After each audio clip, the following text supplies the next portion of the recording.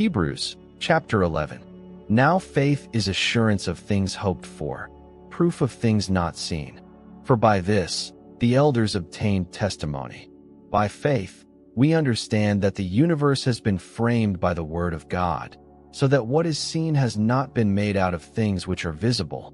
By faith Abel offered to God a more excellent sacrifice than Cain, through which he had testimony given to him that he was righteous, God testifying with respect to his gifts, and through it he, being dead, still speaks.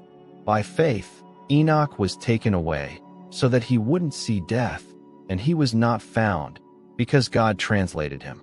For he has had testimony given to him that before his translation he had been well-pleasing to God. Without faith it is impossible to be well-pleasing to him. For he who comes to God must believe that he exists, and that he is a rewarder of those who seek him.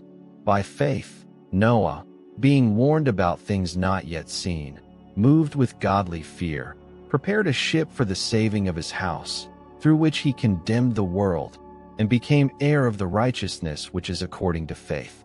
By faith Abraham, when he was called, obeyed to go out to the place which he was to receive for an inheritance. He went out, not knowing where he went. By faith he lived as an alien in the land of promise, as in a land not his own, dwelling in tents, with Isaac and Jacob, the heirs with him of the same promise. For he looked for the city which has the foundations, whose builder and maker is God. By faith even Sarah herself received power to conceive, and she bore a child when she was past age, since she counted him faithful who had promised.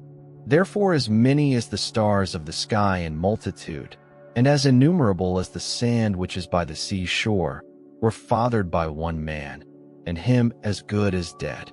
These all died in faith, not having received the promises, but having seen them and embraced them from afar, and having confessed that they were strangers and pilgrims on the earth.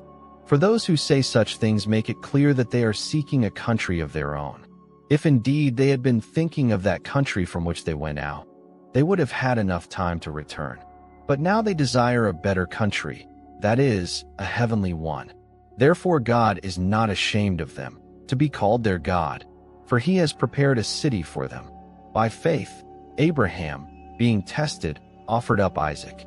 Yes, he who had gladly received the promises was offering up his one and only son, to whom it was said, "Your offspring will be accounted as from Isaac," concluding that God is able to raise up even from the dead. Figuratively speaking, he also did receive him back from the dead. By faith Isaac blessed Jacob and Esau, even concerning things to come. By faith Jacob, when he was dying, blessed each of the sons of Joseph, and worshipped, leaning on the top of his staff. By faith Joseph, when his end was near, made mention of the departure of the children of Israel, and gave instructions concerning his bones. By faith Moses, when he was born, was hidden for 3 months by his parents, because they saw that he was a beautiful child, and they were not afraid of the king's commandment. By faith Moses, when he had grown up, refused to be called the son of Pharaoh's daughter, choosing rather to share ill treatment with God's people than to enjoy the pleasures of sin for a time, accounting the reproach of Christ greater riches than the treasures of Egypt, for he looked to the reward. By faith he left Egypt, not fearing the wrath of the king, for he endured, as seeing him who is invisible. By faith he kept the Passover and the sprinkling of the blood, that the destroyer of the firstborn should not touch them. By faith they passed through the Red Sea as on dry land. When the Egyptians tried to do so, they were swallowed up. By faith the walls of Jericho fell down, after they had been encircled for 7 days. By faith Rahab the prostitute didn't perish with those who were disobedient, having received the spies in peace. What more shall I say? For the time would fail me if I told of Gideon, Barak, Samson, Jephthah, David, Samuel, and the prophets, who, through faith subdued kingdoms, worked out righteousness, obtained promises, stopped the mouths of lions, quenched the power of fire, escaped the edge of the sword, from weakness were made strong, grew mighty in war, and caused foreign armies to flee. Women received their dead by resurrection. Others were tortured, not accepting their deliverance, that they might obtain a better resurrection.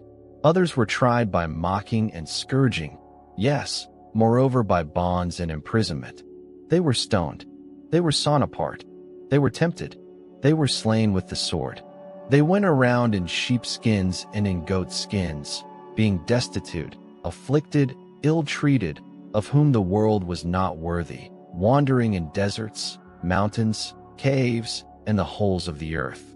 These all, having had testimony given to them through their faith, didn't receive the promise, God having provided some better thing concerning us, so that apart from us they should not be made perfect.